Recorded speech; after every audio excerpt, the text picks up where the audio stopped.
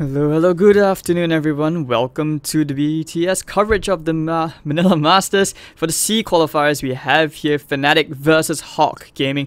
Hawk Gaming, if you guys are not sure, this is a Malaysian team from the open qualifiers.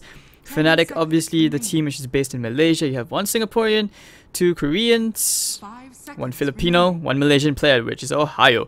Introductions, my name is Hades. Of course, for you guys who are wondering why the draft overlay has Chinese qualifier thing there, I was searching for something which says the C qualifier, but unfortunately that's not really taken care of. So apologies about that part. We'll see if we can try to get rid of that later on. And anyways, back to this. Right on to the draft. We hop straight on Fnatic, immediately picking up the Earth Spirit and the Juggernaut. Despite this all-star team, it just kind of feels like, at least from previous performances, in their previous games, they haven't really performed up to standards. Feels like there's still a bit of a struggle. You have some players trying to accomplish something, you've got the others trying to accomplish another thing. Not to mention, you want to take note here that QO and Febby, for example, they came from MVP Phoenix. They played an extremely different style compared to when DJ and Ohio. For example, like DJ likes to help Ohio get an advantage. He ends up becoming that super sick offlaner together with DJ, who's just able to create so much pressure from that support role. And then of course you have Miracle, that one Singaporean talent, Singapore Pride, So far, I would assume that he takes up the Juggernaut. And right now, this team, what they really are lacking on is, say, a style which they can pretty much agree on, they can consent on. So we'll see whether, all this experience, all this exposure will help them become a better player. Hopefully, they'll do better in their future performances. But anyways, to Hawk Gaming, not really much to talk about this team, as they did come from the open qualifiers. Lena. Radiant team pick. So, Lena pick. Alright, I'm not sure if you guys know about the patch update. Lena's level 10 and 15 talent have kind of swapped around, so I wouldn't really say that it's going to affect the impact hugely unless your Lena is having a super tough time where you just keep on dying. And that minus 30 seconds respawn time pushed to level 15, but if when you replace it with your level 15 talent in the extra cast range, I think that's something which is really good, especially since, like, if you guys remember back when Lena was actually played as a core, like patch way back, like many patches back, her cast range was already at that far. But after they nerfed it, that's where it kind of dropped out a bit, and players obviously didn't want to go through the hassle of going for like an ether lens just to increase their cast range. But at level 10, that's actually a really huge thing, seeing as if you play in the mid Lena, it's gonna be really good. But I mean, more to Hawk Gaming, these Malaysians coming up from the open qualifiers, opening up with the Centaur, Warlock, and the Spirit Breaker. If you think about it, plenty of disables, great team fight for the Stampede with the Chaotic offering. Spirit Breaker, we all know that one annoying hero, like he's just gonna charge you down, crazy YOLO, and next thing you know, he's like right on top of you, he bashes you. 17%, I know, 17%, so they say, and it's just a really rough time. But otherwise, laning, I feel like he needs to at least get that level 2 before he's very useful, or maybe even just go with Venom. And of course, after the patch update yesterday, Venom did take a bit of a change where the slow has been decreased, but the damage is stronger. And of course, that extra tick, I feel it's a bit stronger. Like, at least when I've been using it in my pubs, I find that it's a bit stronger. But alright, Fnatic going for the Abaddon pick. Very rarely do you see Abaddon being picked up by Ohio. Usually you see him on his trademark heroes, maybe like Bat Rider, or if he does go for like a that kind of right click DPS core, he does go for something like a Nature's Prophet, for example. So Abaddon, alright. Unless of course they do decide to run something together with the Abaddon, like maybe a Dark Seer, and that's actually really good at giving huge trouble to the Weaver. Spirit Breaker is not a good laning support. Warlock of course is great with the Shadow Word, but right now what I'm really interested to see is how Hawk Gaming will draft for the mid matchup. Like, I mean, you took out a Dark Seer, that's just a given. They anticipated the Lena support, also Lena mid, so that's why they took out the Rubik. So we'll see what Fnatic decides to go for. I like the drafting coming up from Ohio as well, seeing as previously, actually in the previous games, QO was the one drafting. And obviously there was a bit of clash in playstyle. I found that they actually won their games mostly when you had QO playing heroes like PA, back to that MVP playstyle.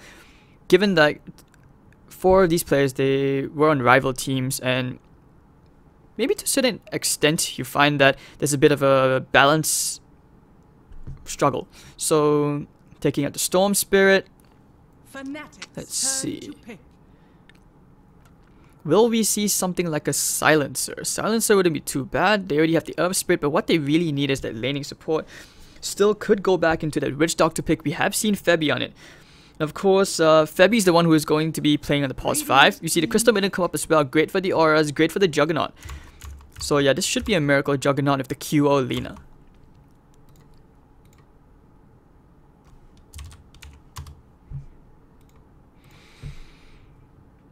Alright, Hawk Gaming. Let's see, for that last pick, should be a mid. 5 seconds remaining.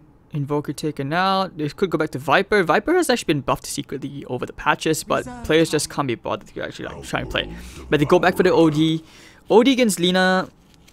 This is the part where I anticipate that Spirit Breaker will try to constantly create this kind of pressure around the middle lane. This is where you want to keep on ganking the Lina. She is very vulnerable. She doesn't have an escape mechanism. Unlike an OD, where you have that Astral. You can kind of save yourself from spells.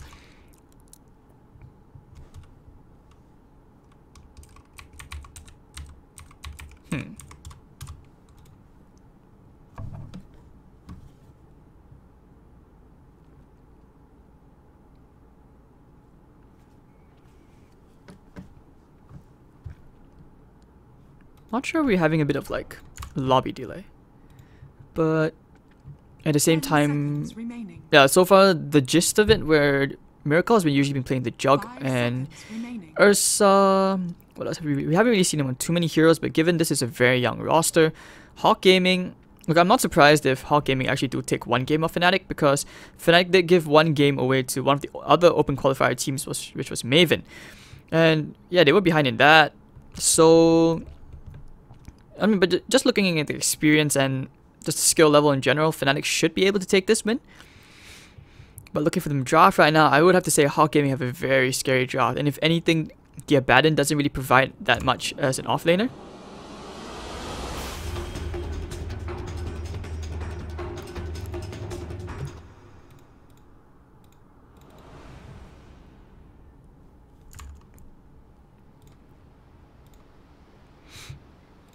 Alright, so here we are, ladies and gentlemen. Welcome to Game 1 of the lowest bracket, Round 2.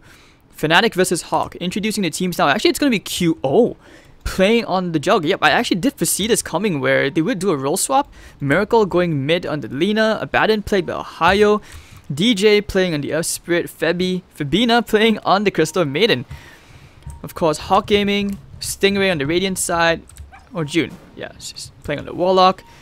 You have Mr. Chung playing on the Centaur, Mercury playing on the OD, you have Creative playing on Spirit Breaker. Last but not least, you have KY playing on that Weaver. But sneaky positioning is already coming up from DJ. I did kind of anticipate that you would see QO play the carry role, because I felt like, so far as a mid laner from the previous games, it just felt like he's playing something very greedy. You know, he plays heroes like Tinker, Invoker. And in that way, I mean, you never know. Maybe this could be just like temporary role swap, maybe because he's more comfortable on the Lina. But otherwise, they have been very comfortable with constantly picking up the Juggernaut. Pay to win, guys. Pay to win. It's all about the Genji Arcana. But that one sound really like triggers you in, especially when he's dragging his sword on the floor. He's like, eh. It's like scratching nails on chalkboard. Alright, so yeah, DJ is definitely looking to gank this lane. Has the Orb of Venom as well. Pretty standard things, and yeah, just good support, just blocking out the way for him.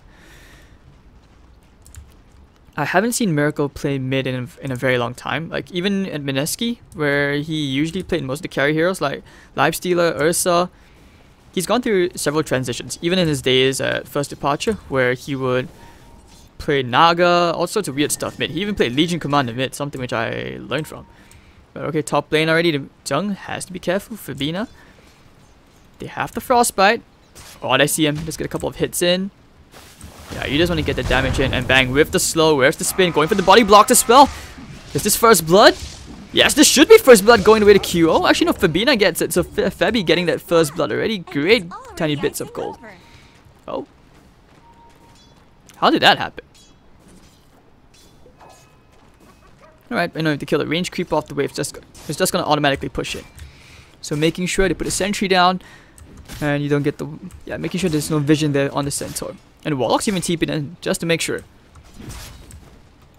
I mean, interestingly enough, Creative is doing quite well in zoning out Ohio, bringing him to half HP. Oh, getting a lucky 17% bash off. But middle lane is where I still, paying more interest at. It's not because of, it's like Singapore and Pride thing, but you've got Mercury versus Miracle. OD versus Lina is a matchup we have not seen like too often, especially even in the pro scene.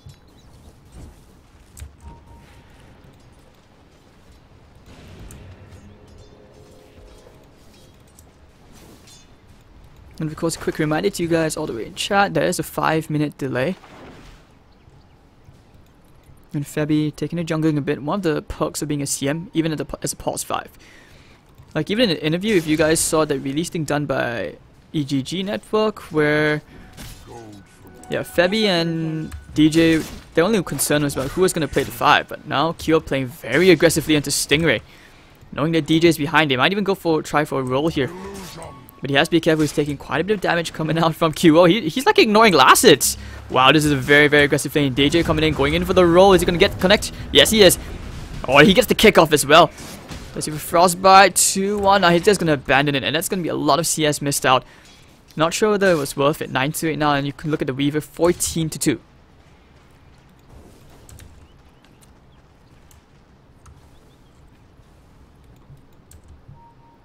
So a little Shiba Inu bringing that bottle.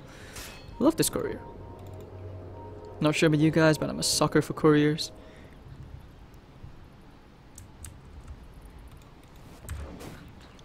I mean, it wouldn't be long before eventually they bring like chinchillas as couriers in. Or even giant rabbits. Those things go crazy, like a few grand. But it's bigger than a dog. Right, so the Jug Pick, the good thing about it is the stability. With the healing ward, it's great mid-game. And yeah, DJ looks to be circling around that middle lane, trying to get Miracle a bit of advantage. Has to be careful, Spirit Breaker's just lurking mid. Does he try for the charge here? He's positioning himself really, really nicely. Who's he looking at? Still... No, doesn't decide to go for the mid. But DJ behind enemy lines. As long as they have the Shadow Word, this is a really tough lane to try and maintain. And because he gets the double range creep wave in, this is going to be plenty of EXP, probably level 3. But DJ, he just wants to get Stingray out of the lane. You can see he's open to trading hits.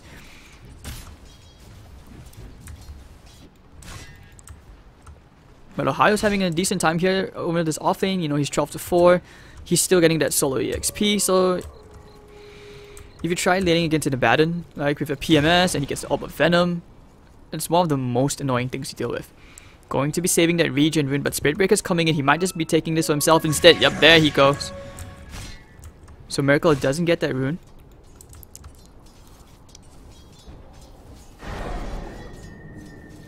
Ever so annoying. But now they go in for the roll. Can they get the stun off? Yes, they can. Needs to get a couple of right clicks in. And with the stun as well from the kick, he needs that Dragon Slave, but not enough damage. Only level 2. And not to mention he has the raindrop.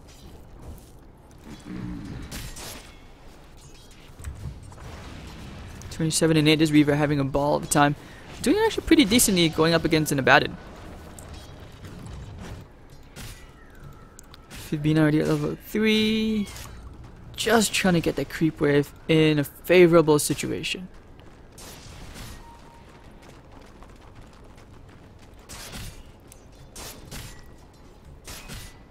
So Golden Kitty as well. Stingray's getting actually pretty decent EXP out if you're just going to take care of that healing ward. The change to it as well, that's plenty of gold for killing that healing ward. Great incentive to take care of it quicker as well. But Fabi, edging a bit closer. If he can find the Warlock kill, the Shadow Word's already been used. Then DJ's in the vicinity, but I don't think they get the kill, they just don't have enough damage. Even to the level 3 spin. Frost Nova flies out. It barely tickles that Centaur. But otherwise, this passiveness and during this laning stage seems to be doing quite okay. Hawk Gaming actually doing quite nicely. But over the top lane, can they get the kill to Zhong here? Yes, they can!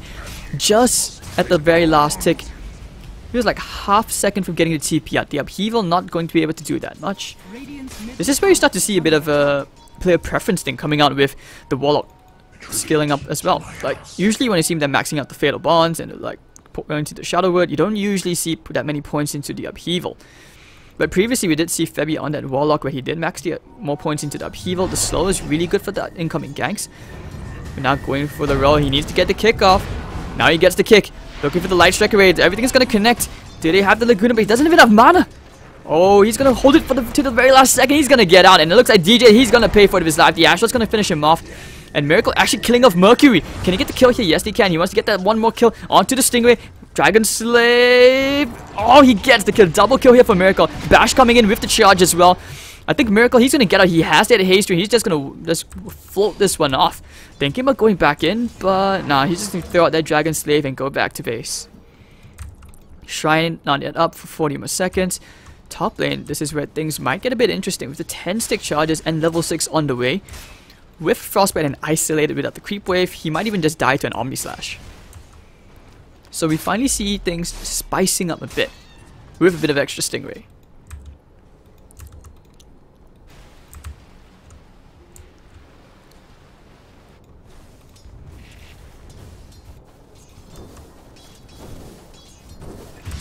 Oh, top lane, they get Zhong. What did I tell you? And no Omni Slash was even used for that. Of course, with the early matchup, DJ did get some assist gold coming out from that. Miracle getting plenty. Already, now for now, he has a decisive edge over that OD. But OD will be taking the greedy way, going for that minus. Checking for the ward. DJ is getting charged. Get the kick onto the Warlock. Q, Omni Slash, very quick and easy kill. But here comes Creative, bashing into DJ. Now they don't have any more mana to actually go back in.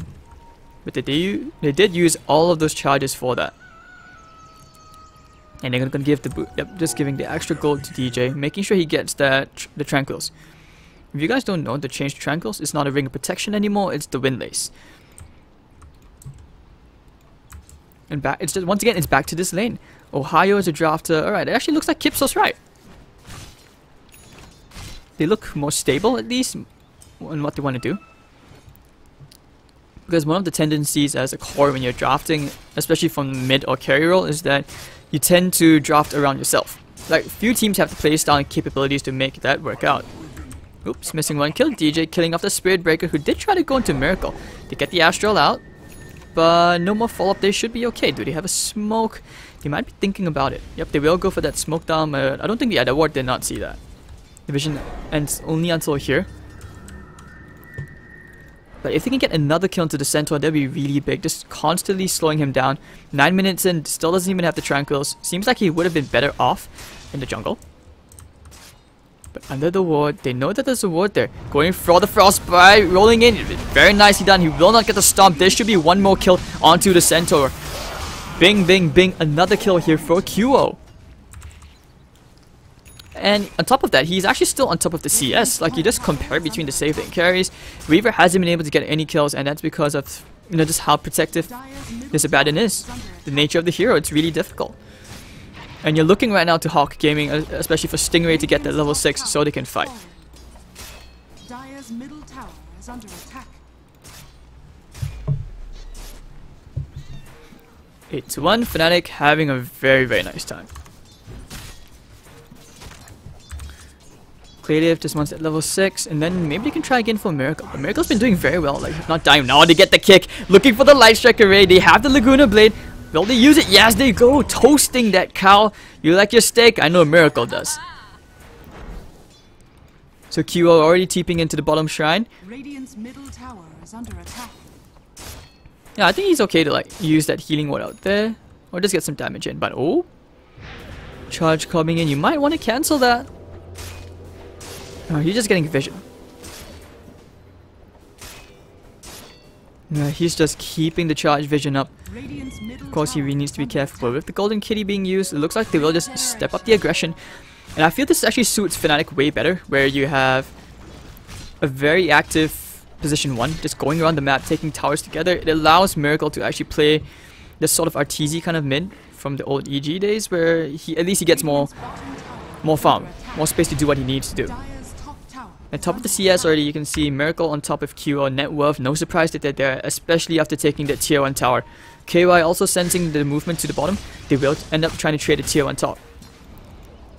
The movement from Febby and DJ looking very, very dangerous. Moving in, getting some deep wards as well. If they can find a kill into the OD, this would be pretty big, seeing as he did go for that Midas. They can punish it now while they still can. Dire's top tower has fallen. Radiant's bottom tower Very, very nice. So, a bit of... yeah, Hawk Gaming not in a position to fight, but maybe if the Chaotic offering, they can look to try and turn this around. Charge coming in. I think this ward should scout them out. Alright, they know the Spirit Breaker's coming. Does he still go in? No, they know he's there. Ohio, walking all the way fearlessly in front. He has the Aquatic Shield up and he has the Borrowed Time, the huge ultimate. So he's really not too afraid. And of course with the Vladimir's offering, Fnatic, oh, going straight for the Warlock. If they can find a kick, yes, they do find a kick onto the Stinger with the silence, looking for the life strike already. They need a quick kill. Can they get it off? Yes, they can. And they will just push themselves to the middle lane to find that tier 1 tower. Top lane, KY still trying to build towards that Desolator. No defensive items on his part.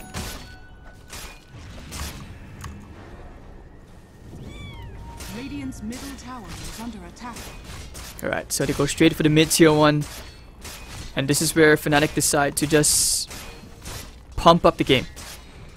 Quicken things up, and Ohio with the Vladimir's offering also pretty much implies that they can do Roshan very easily. You have the healing ward to boot. We still haven't seen any chaotic offerings being used, but maybe they can consider going around this tier 2. Ohio going in, losing that tiny bit of intel.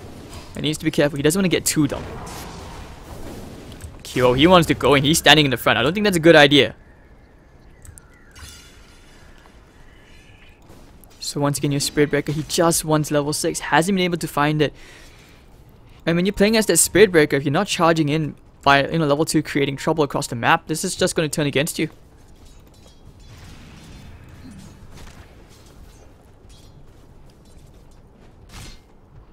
Hiding inside the trees. He just wants to leech that EXP. Can he get level 6? I don't think they're going to let him get it. I'll take that as tribute. And of course, Febby just fearlessly jungling in the enemy jungle. But if this Invis rune, they may be able to try and make things, turn around here for Tung. Miracles alone, they have KY. Hawk Gaming, is he going for the Stomp? Oh, the Light Strike away. What luck! Oh, I think he's gonna die. They get the Swarm as well with the Stampede. Miracle. Oh, miss it. They missed the Stomp, but the double edge. That should be enough damage and actually bringing him really low. And that should be forcing Tung out. The TPs immediately come out. The upheaval slowing the rest of Fnatic down. An immediate TP out from the OD. Now Ohio alone in an enemy jungle. This is not that Radiant's cancer build. He actually has decided to go into a Solar Crest on the way or Medallion. So once again, that really boosts the Roshan potential for Fnatic. Hawk Gaming are way back into this. They need one big team fight using that chaotic offering. Not to mention with a big Sanity's Eclipse. So the Vlads, they decide, let's just go straight for Roshan.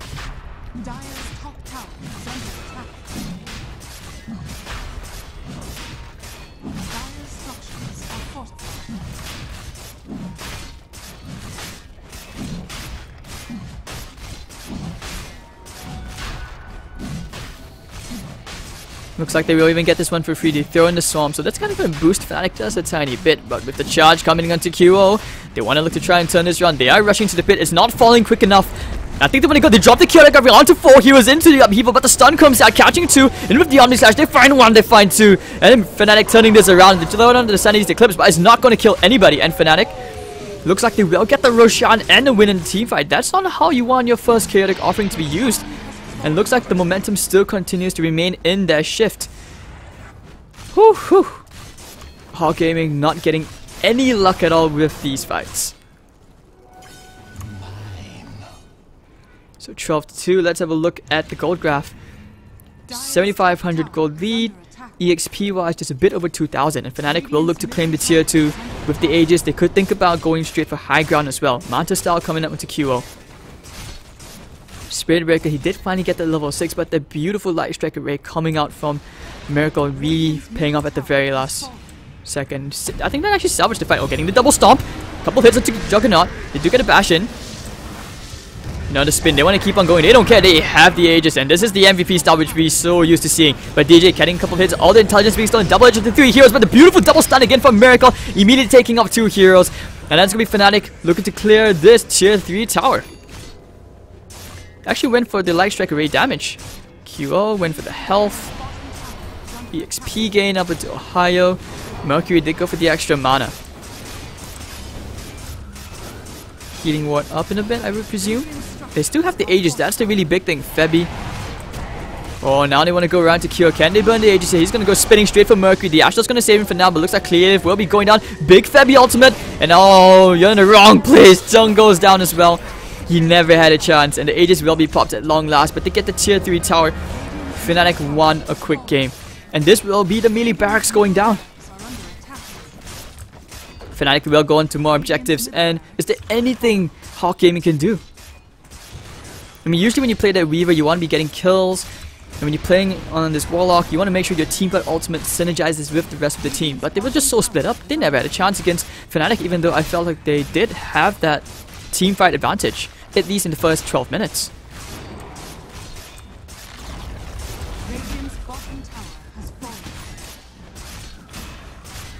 So it looks like they will lose 2 melee barracks here. Now going in for the charge, right into DJ, going straight to the backline, bashes into Febby as well, with the Stampede as well, but the Light Strike Array catches him. Now trying to kill off Miracle. They can't kill Miracle as well. What a disaster. QO has that Omni Slash up in a bit. Everyone just disengaged from the fights, but Miracle thinking about going back in. Oh, the charge once again, pushing the back. Big chaotic offering, but QO dodging it with the Omni Slash. And actually Miracle will now deny himself, bringing everyone back to full HP. And Fnatic are going to turn this around. Already been a 2-for-1 trade. And Ohio, he will die at long last. But QO, him against the world. Can he kill Mercury here? I think he can. Shadow it. Oh, the kick from DJ. Nicely done. This guy is Ronaldo. But the last right click from Stingray will finish him off. QO going to use that Hello Kitty. Can they kill it off? Yes, they can. Miracle coming back into the party. That time lapse away. Looking for the damage. They do get it. QO still alive. He just can't die. But now he will finally go down to KY. Can he kill KY? Miracle against KY. Oh, Weaver, the Deso damage proving too much. And Spirit Breaker comes back in. Miracle, you're all alone. Trying to throw the stun down. He catches both of them. Whoa, he's still not dead. Creative, he's trying. He has another strike. Oh, I think Miracle dies here. Bang, and now Creative, they get themselves a bit of respite. Trading kinda evenly in that fight. It was hectic. It was crazy. It was a 4-for-5. But they lose the 2 lanes of barracks. Hawk Gaming still desperately trying to fight their way back into this game. 3,800 gold swing from that. Oh, Febby trying for the solo kill here onto KY. He gets it. Hey man, this is the guy who cross-dresses on stream. He's not afraid to go for these solo kills, even laying out an ultimate for that core. Very, very worth it. And now Febby 1,500 gold in her pockets. But over for the Stampede to the top lane. QO the Manta dodge. Going for the spin now, but the Shrine is there. And actually, no, it just ran out. Miracle, he has the Laguna bit. He will use it. Bloodstone charges back up to 8. But Zheng trying for the double edge will die to Miracle. Make it 2. Can he make it 3? Yes, I think he can. And that's going to be Hawk Gaming losing everyone. They call it GG 19 minutes and a half in. We will be going to a game 2, but Fnatic look more solid in this game 1.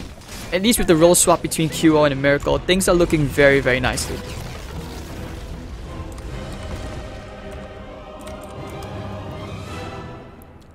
Alright, so thank you ladies and gentlemen for tuning in. We will be back for game 2 shortly for more of the Manila Masters brought to you by Beyond the Summit. This is Fnatic versus Hawkeye, 1-0 in favor of Fnatic. My name is Hades. I'll see you guys for game 2 shortly. Don't go anywhere.